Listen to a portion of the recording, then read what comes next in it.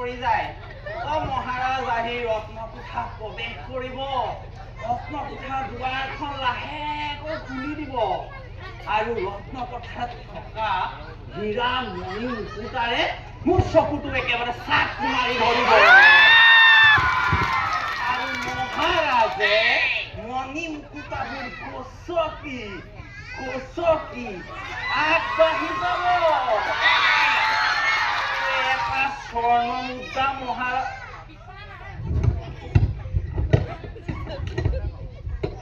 স্বৰ্ণ মুদ্ৰা মহাৰাজৰ ভৰিত লাগি ধৰিব। মহাৰাজে লাহেকৈ স্বৰ্ণ মুদ্ৰা কলিয়াই দিব। আজিলৈকে মোৰ হাতত ৰূপৰ মুদ্ৰা থাকে নপৰিল।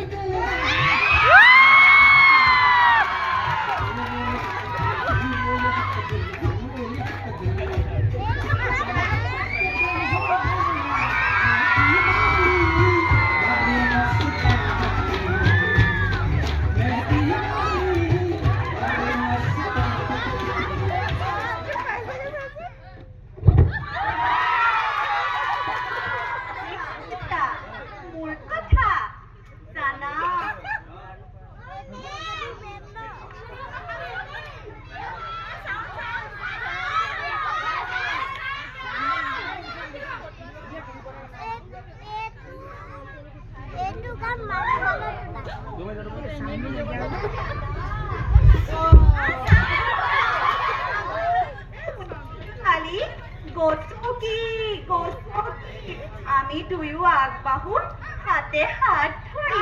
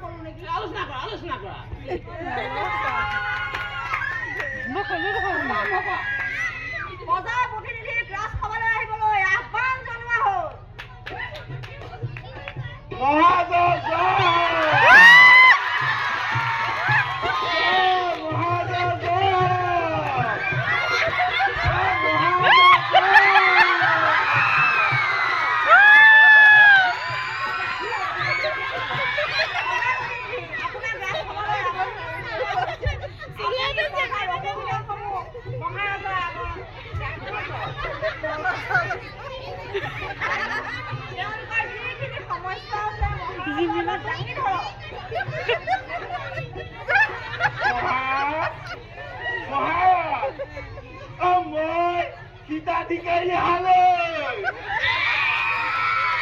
আহিছো মহাৰাজৰ ওচৰত এই ৰাইজৰ সমস্যাবোৰ লৈ মহাৰাজ এই দেশৰ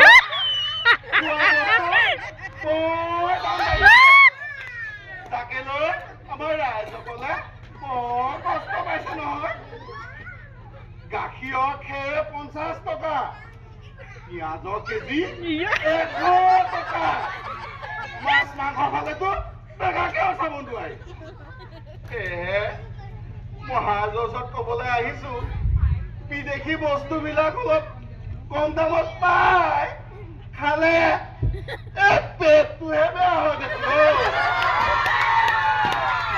সেয়েহে মহাৰাজৰ ওচৰত কজোৰে প্ৰাৰ্থনা কৰিছো যে খোৱা বস্তুৰ লগতে যদি আমাৰ পিন্ধা বস্তুৰো অকমান দাম কমাই দিয়ে মহাৰাজ অ মহাৰাজ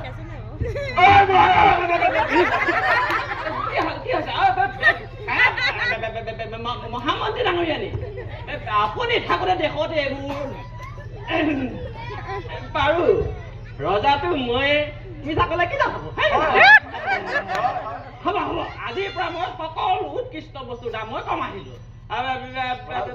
জহা চাউলৰ দাম মই 3 টকীয়া চাউলৰ লগত চাউল সলনি কৰি দিলো মজা সকলোৱে খাবলৈ পাব হয় নে নহয় আৰু শুনা গেলা পচা মাছৰ দাম মই বঢ়াই দিলো আৰু ভাল মাছৰ দাম মই কমাই দিলো আৰু গাখীৰৰ দাম মই পানীৰ সৈতে সাল সলনি কৰি দিলো কেনে মজা এতিয়া গেলা পচা মাছৰ দাম ইমানেই চৰা হ'ব যে মানুহে কিনো বুলিলেও কি খাব নোৱাৰিব আৰু মানুহে সকলো উৎকৃষ্ট বস্তু খাবলৈ পাব পালা তেতিয়া আমাৰ দেশৰ উন্নতি হ'ব আমাৰ ৰাইজৰ উন্নতি হ'ব নে কি কোৱা জয় মহাৰাজ জয়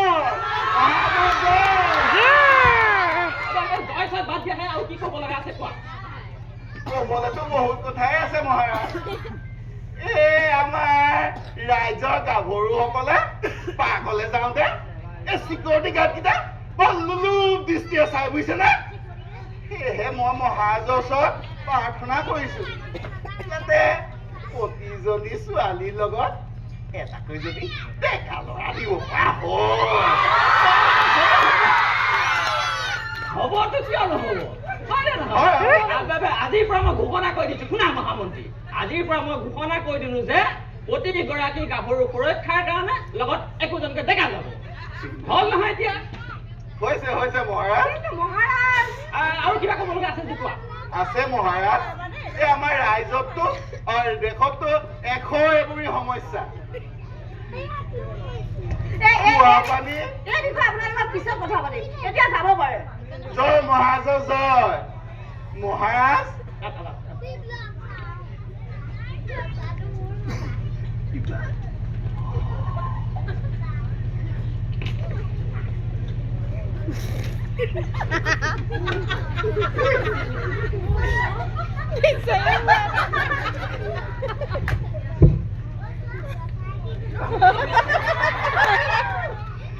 জয় মহাৰাজ জয়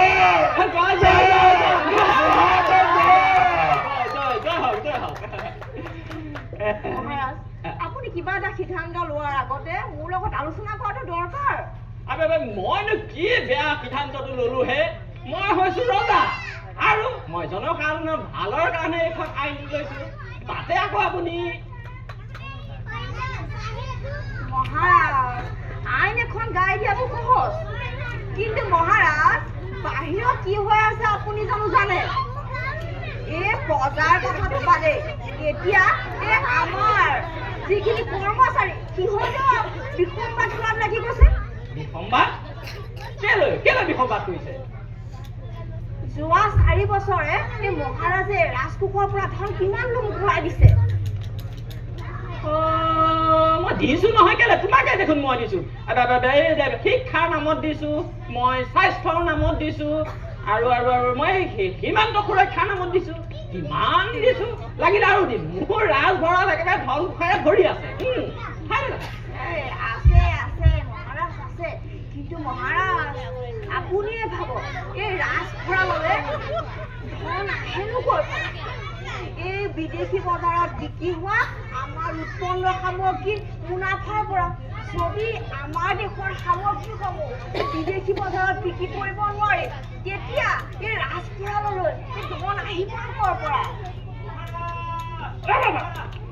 বাহিৰত হুলস্থুল। কিহৰ হুলস্থুল? আমাৰ জনগণে প্ৰতিবাদ কৰিছে মহাৰাজ। প্ৰতিবাদ? কিহৰ প্ৰতিবাদ? এই ৰাজ্যত হেনো বিদেশী আৰু জেহাদীয়ে ভৰি পৰিছে মহাৰাজ। বিদেশী জেহাদী আহিল ক'ৰ পৰা? সীমান্তইদি। সীমান্তইদি? কেলে সীমান্ততনো প্ৰহৰীহঁতে কি সামগ্ৰী কৰি আছে? সীমান্তত মহাৰাজ আৰু প্ৰহৰীৰ প্ৰয়োজন আছে। নহলে কিন্তু আমাৰ ৰাজ্যৰ প্ৰতি মহাৰাজ। ৰ'বা হে সেনাপতি, মানে ৰাজ্যতো অকল শত্ৰুৱে নাহে, বন্ধুটো আহিব পাৰে, হয় নে নহয়? এতিয়া শুনা, মিত্ৰৰ কাৰণেতো প্ৰহৰীৰ প্ৰয়োজন নাই, শত্ৰুৰ কাৰণেহে প্ৰয়োজন। তেতিয়াহ'লে হয় নে নহয়? যিমান প্ৰহৰী আছে সেয়াই যথেষ্ট হ'ব। মই আজি ঘোষণা কৰি দিছো, শুনা, ঘোষণা কৰি দিছো, আজিৰ পৰা প্ৰহৰীৰ মই বেতন বঢ়াই দিলো, গম পালা? এতিয়া কেনে মজা পালা, হয়নে? মিছা ক'লে কি নহয়, হয় নহয়? এতিয়া প্ৰহৰীহঁতৰ কাম হ'ল কেৱল শত্ৰু আৰু মিত্ৰৰ কোনটো পাৰ্থক্য কৰা, হয় নে নহয়? কিন্তু মহাৰাজ, প্ৰহৰীহঁতে কেনেকে গম পাব শত্ৰু কোনটো মিত্ৰ কোনটো? পিছে শত্ৰুবোৰ চাগে মোৰ নিচিনা হ'ব। এই সেনাপতি, তুমি মহাপূৰ্বক হে, তোমাৰ সেইকণো কাণ্ড জ্ঞান নাইনে? সেইকাৰণেইতো মই ৰজা আৰু তুমি মিছা ক'লে কি দাম, হয় নে নহয়? শুনা, কথাটো হ'ল কি, তুমি এতিয়া একো চিন্তা কৰিব নালাগে, গম পাইছা নাই? এতিয়া শত্ৰুহঁতক জনাই দিয়া যে আজিৰ পৰা তেওঁলোকে ক'লা বস্ত্ৰ পৰিধান কৰিব নোৱাৰিব, আৰু যদি ক'লা বস্ত্ৰ পৰিধান কৰে সিহঁতৰ বুজি পালা নহয়? মহাৰাজৰ জয় হওক, মহাৰাজৰ জয় হওক।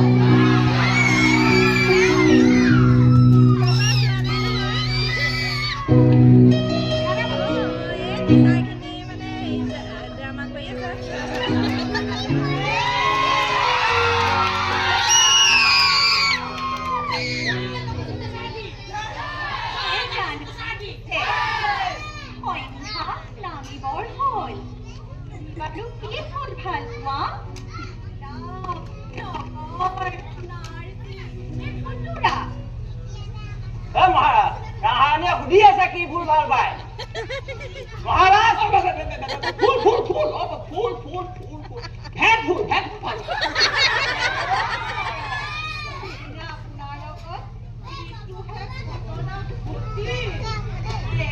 একেবাৰে হাত পৰি গৈছে।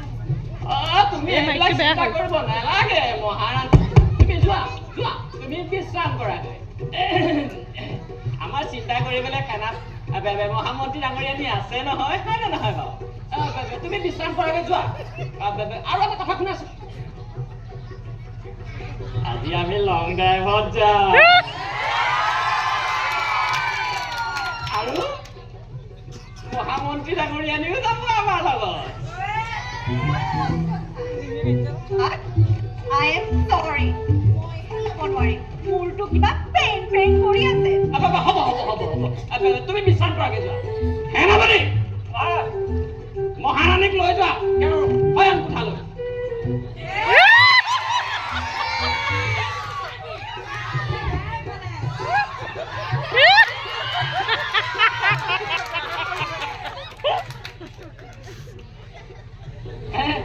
মানে যি টি সময়ত আহি পেলাই বৰ খেলি মেলি খন কৰি দিয়ে, গম পোৱা নে? মহাৰাজ চোৰ, ক'ত চোৰ? ৰত্নকোঠাত, আপোনাৰ ৰত্নকোঠাত চোৰ মহাৰাজ।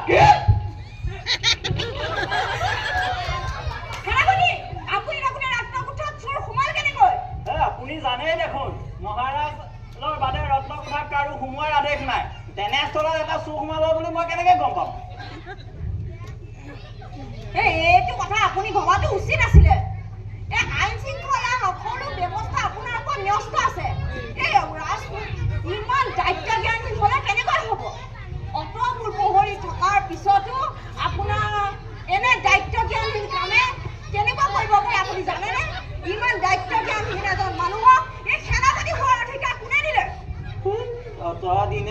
চাকৰি এটাও পোৱা নাই ইয়াতে কি মুখলে চাই চাই কাম কৰিব নেকি দায়িত্ব জ্ঞানৰ কথা কয়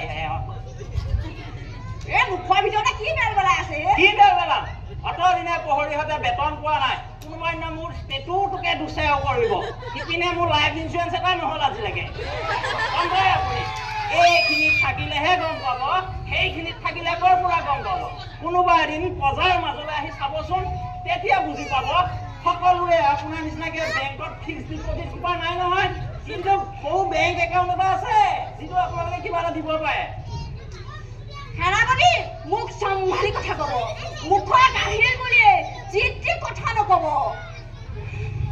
এতিয়া মোৰ মুখলৈ কি খাবা লাগি চাই আছে যাওক আপুনি মোক চম্ভালি কথা কব কৈ দিছো কিন্তু সেনাপতি মহামন্ত্ৰী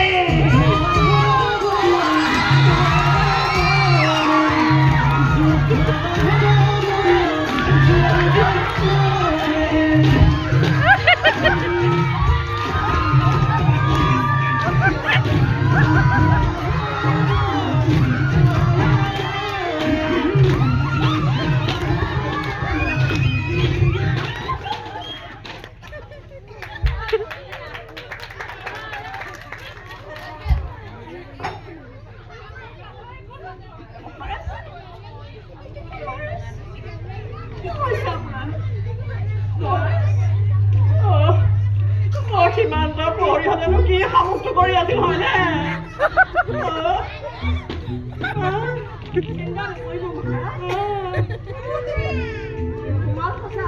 কিন্তু ওলাই যোৱা ওলাব বিচাৰিব নোৱাৰে আমাৰ সেনাপতি গৈছে নহয়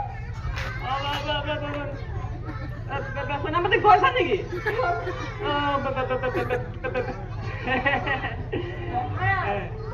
চাকৰিবোৰ পোহা হৈছে আৰু সেইকাৰণে ইহঁতক চাকৰিৰ পৰা অৱসৰ দিয়ক আৰু নতুন যে ডেকা প্ৰহৰী তাতে মোতায়ন কৰক খেদক এতিয়াই খেদক আৰু আপোনাৰ বিশ্বাসী প্ৰহৰীবিলাক আজিয়ে নিয়োগ কৰক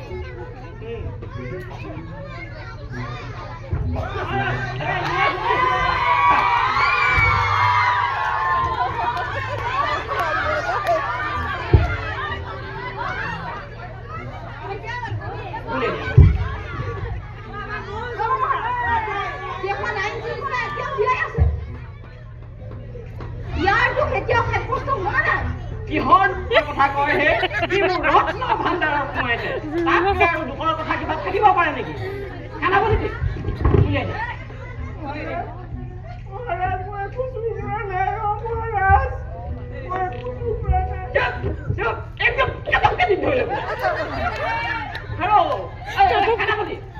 এইবোৰ ৰত্ন ভাণ্ডাৰৰ পৰা কি কিনিছিলে কোৱাচোন ইয়াৰ হাতত একোৱে নাপালো একো নাপালা তেন্তে ইয়াক ৰত্ন কোঠাত সোমোৱাৰ পৰতে উলিয়াই দিয়া মহাৰাজ দেশৰ উত্তপ্ত পৰিস্থিতিলৈ চাই এই সৰু হলেও বিচাৰ এখন দিয়াটো দৰকাৰ বিচাৰ সি মোৰ ৰত্ন কোঠাত প্ৰৱেশ কৰিছে তাতকে আৰু সি কি ডাঙৰ অপৰাধ কৰিব হা গতিকে সেনাপতি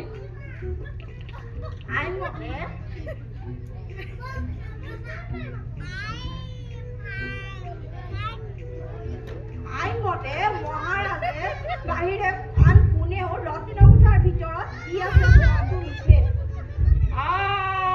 সেইখনতো সকলোৱে জানে এতিয়া কোৱা চালে কি হব সেইটো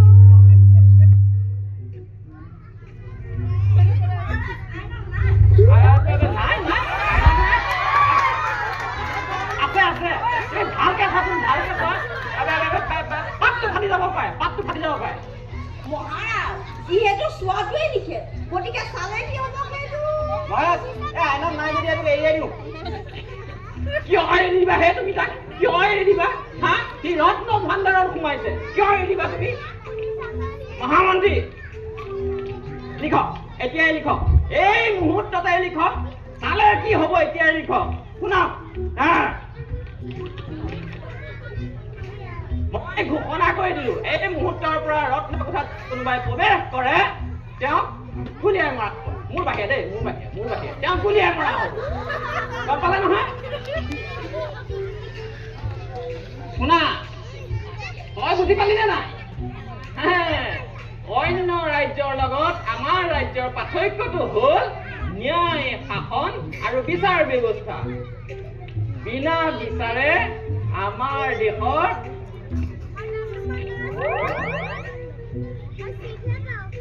মাখি এটাও মৰা নহয় বুজিলি নহয় নহয় মহাৰাজ আপুনি এখন এতিয়াহে বনালে কিন্তু এই ৰত্ন ভাণ্ডাৰ কি আছে মই আগতেই চালো নহয় গতিকে এইখন আইনে মোক নুচুৱে মহাৰাজ পুৰা আইনখনকে আগুৱাই দিয়ক আগুৱাই দিলে কেনেকে হ'ব হে পিছুৱাই দিয়া মহাৰাজ আইনখন এনেকুৱা অগা পিছা কৰিব নোৱাৰি নহয়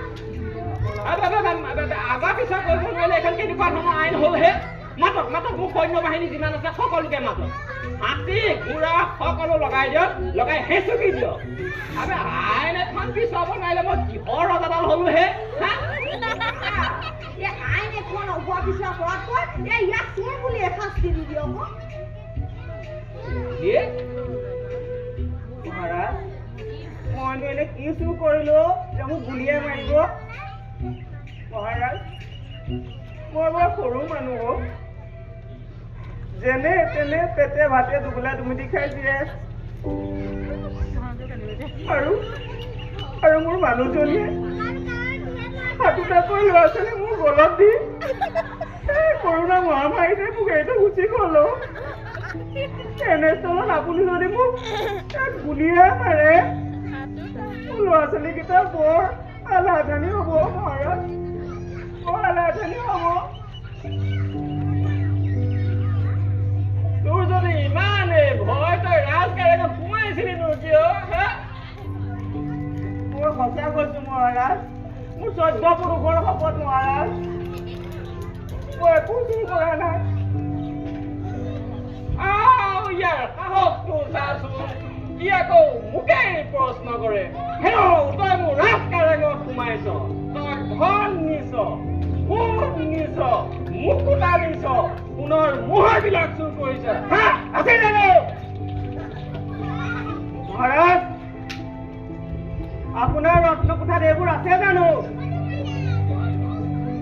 আপুনি ভঙাৰ বাচনবিলাক বজাই দিয়ে আৰু জনতাই ভাবে যে ৰজাই সোণৰ মোহৰ গঢ়িছে আৰু আপুনি সেই ভঙা কাঁচৰ টুকুৰাবিলাক ইহাত কৰে আৰু জনতাই ভাবে যে আপুনি আপোনাৰ ৰত্নকোঠাত মণি মুকুতাৰে ৰজন জনাই আছে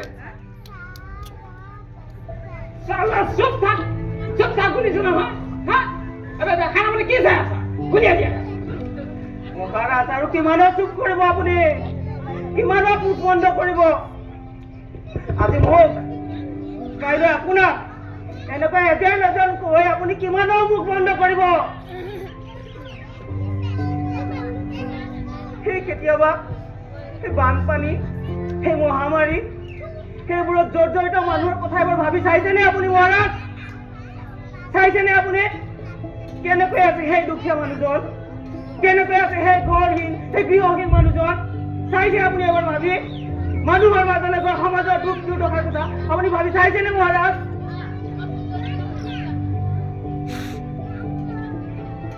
ঠিক আছে তোৰ কথাবোৰ বাৰু বুজিলো তোক আচল কথাটো ক তোক লাগে কি সোণ হীৰা মুকুতা মোক একো নালাগে মহামন্ত্ৰী মোক একো নালাগে সেই সোপালৈ মই পাপৰ বোজা ল'ব নোৱাৰো ঠিক আছে তেনেহ'লে তই আজিৰ পৰা এই ৰাজভৱন তই প্ৰহৰী হৈ থাকিবি আৰু তোৰ এই 7টা ল'ৰা ছোৱালীৰ ভৰণ পোষণৰ দায়িত্ব আমাৰেই নাই মহামন্ত্ৰী সেইবোৰ লৈ মই তোৰ এবাৰ পাপৰ বোজা ল'ব নোৱাৰো কাৰণ যি সময়ত মোৰ মৰমৰ মানুহজনীয়ে টকাৰ অভাৱত তিলকৈ মৃত্যুৰ সৈতে পোনজনী আছিল এনে সময়ত মই অসহায় দৰে মোৰ মানুহজনী মৃত্যু মুখলৈ ঠেলি দিব লগা হৈছিল নাই মহাৰাজ এই বিষয়ে মই সকলোকে জনাবই লাগিব যে ইয়াত ৰাজনীতি চলিছে ইয়াত জনতাক শোষণ কৰা হৈছে। ইয়াত কো ৰাজনীতি চলিছে। সকলোকে মই জনাবই লাগিব যে এই ফুপুলা ৰজাৰ দেশত ফুপুলা ৰাজনীতি। সেনাপতি, কি চাই আছে? যাওক, চোৰটো ধৰক। এই যাওক।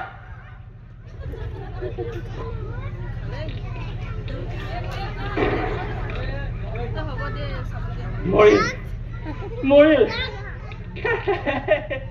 মৰিল। মহাৰাজ, এই চোৰে যি কৈছে এইবোৰ সঁচা নেকি? এই ইমান দিনে তাৰ মানে আপুনি সকলোকে ভুৱা দি আছিলে। মহাৰাজ, কি কৰিব এতিয়া?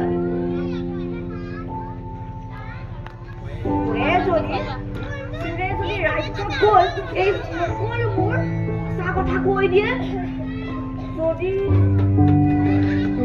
ভাবক মহাৰাজ, ভাবক, যদি চোৰে গৈ প্ৰজাৰ আগত কৈ দিয়ে যে ইয়াত কি হৈ আছে আৰু প্ৰজাগণে খঙতে অগ্নিগৰ্ভা হৈ সকলোৱে মিলি আপোনাক যদি আহি হানি খুচি হত্যা কৰে, ফুলত দিয়ে, তেতিয়া নাই নাই মহাৰাজ, মই এইবোৰত নাথাকো দেই। মই আহিলো মহাৰাজ। মহামন্ত্ৰী ডাঙৰীয়ানী, মোক চলাই থৈ যায় হয়নে? মোৰ মৰিবলৈ ভয় ভয় লাগে।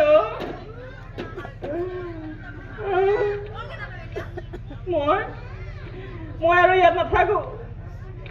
এই ৰাজসিংহাখন মই আপোনাকে চমজালো। মই এতিয়াই যাওঁগে আৰু।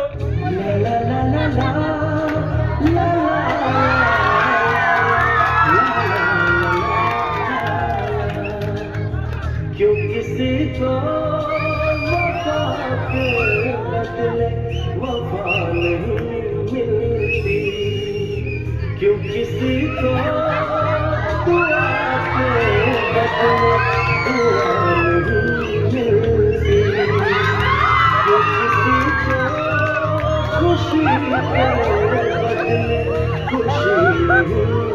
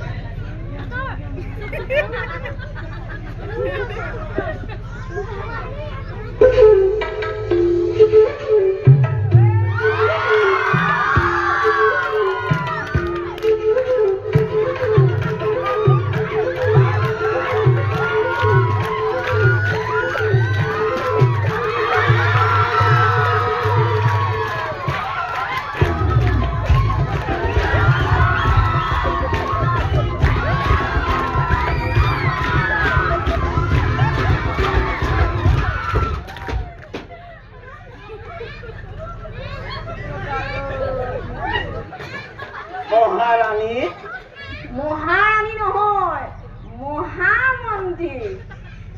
আৰু মই মহা